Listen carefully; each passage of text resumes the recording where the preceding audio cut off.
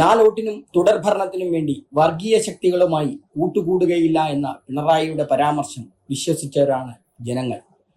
എന്നാൽ നാട്ടിൽ SDPI എന്ന് പറയുന്ന ഒരു വിഭാഗമുണ്ട്. SDPIയെ പോലുള്ള ചില തീവ്രവാദ സംഘങ്ങൾ ഇത്തരം പ്രശ്നങ്ങളിൽ ഇടപെട്ട് കാര്യങ്ങൾ വഴിതിരിച്ചു വിടാൻ ശ്രമിക്കുന്നുണ്ട്. അതിന്റെ ഭാഗമായി ചില അക്രമ സംഭവങ്ങൾ ഉണ്ടായിട്ടുണ്ട്. ചിലയിടത്ത് ജനങ്ങളെ ഭിന്നിപ്പിക്കാനുള്ള നടപടികളും സ്വീകരിക്കുന്നുണ്ട്. സർ, അതിന്റെ ഭാഗമായി തന്നെ പലതരത്തിലുള്ള സ്പർദ്ധ വളർത്താനുള്ള നീക്കങ്ങളുണ്ട്. നമ്മുടെ നാട്ടിൽ ഈ പ്രക്ഷോഭം നമ്മളെല്ലാം കണ്ടിട്ടുള്ളത് യോജിച്ച് നടക്കണമെന്നാണ്. യോജിച്ച രീതിയിൽ നടത്തണം. അതിന്റെ എല്ലാവരുടെയും യോജിപ്പിൽ വളരെ പ്രധാനമാണ്. ഇതാണ് നാം കാണേണ്ടത്.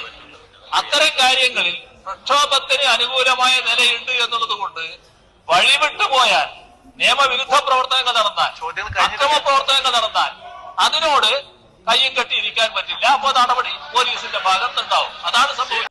മുൻപ് കോടിയേരിയും ഇത് പറഞ്ഞിരുന്നു. ഇത് പറയാൻ കോൺഗ്രസിന് ധൈര്യമുണ്ടോ എന്ന് ചോദിച്ചിരുന്നു. ഞങ്ങൾ നേരത്തെ തന്നെ പ്രഖ്യാപിച്ച നിലപാടില്ലേ, RSSന്റെയും SDPIയുടെയും വോട്ട് വേണ്ട എന്ന നിലപാട് ഞങ്ങൾ ആദ്യമേ പ്രഖ്യാപിച്ചതാണ്. ഞങ്ങൾ അതിൽ ഇന്ന് ഉറച്ചെടുക്കുകയാണ്. അങ്ങനെ ഒരു പ്രഖ്യാപനം RSSന്റെ വോട്ട് വേണ്ട, SDPIയുടെ വോട്ട് വേണ്ട എന്ന് പറയാൻ സതീശന് സാധിക്കുമോ? വർഗീയ ശക്തികളുടെ വോട്ട് വേണ്ട എന്നാ പറയുന്നത്. എന്തുകൊണ്ട് SDPIയുടെ പേരെടുത്ത് പറയുന്നില്ല? പ്രതിപക്ഷ നേതാവ് VD സതീശൻ ജമാഅത്തെ ഇസ്ലാമിയുമായി കൂട്ടുചേർന്നു. ഇതെല്ലാം നാം കണ്ടുവരുന്ന കാഴ്ചയാണ്. ജമാഅത്ത് ഇസ്ലാമിയുടെ അമീർ വളരെ വ്യക്തമായി മതരാഷ്ട്രവാദത്തെ സംബന്ധിച്ച അവരുടെ നിലപാട് വ്യക്തമായി പറഞ്ഞിട്ടുണ്ട്. അവര് ഇന്ത്യൻ രാഷ്ട്രീയ സാഹചര്യത്തിൽ ബഹുസ്വര സമൂഹം നിലനിൽക്കുന്ന ഒരു രാജ്യത്തും ഒരു സംസ്ഥാനത്തും അത്തരം ഒരു നിലപാട് ഞങ്ങൾക്കില്ല എന്ന് വളരെ കൃത്യമായി പറഞ്ഞിട്ടുണ്ട്.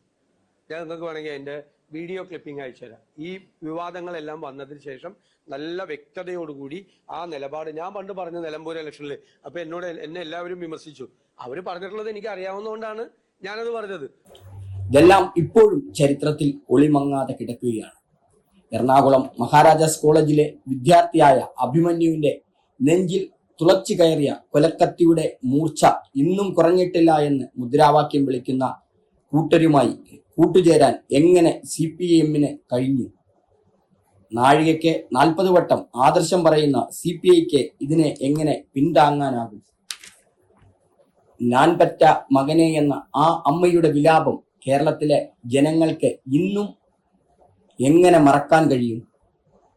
4 വോട്ടിന് വേണ്ടി ഭരണം പിടിക്കാൻ വേണ്ടി വർഗീയ കക്ഷികളുടെ പിന്തുണ നേടുന്നത് അനധിവിദൂര ഭാവിയിൽ കേരളത്തിലെ ജനജീവിതം ദുസ്സഹമാണ്. വർഗീയവാദികളുടെ തിട്ടൂരത്തിനൊത്ത് തുള്ളാനുള്ള ഭരണമായി കേരളത്തിൽ വരാനിരിക്കുന്ന ഗവൺമെന്റുകൾ മാറും. ഇത് സംഭവിച്ചുകൂടാ. ഇതിനായി നിങ്ങൾ ഓരോരുത്തരും നിങ്ങളുടെ സമ്മതിദാന അവകാശം ചിന്തിച്ച് വിനിയോഗിക്കുക.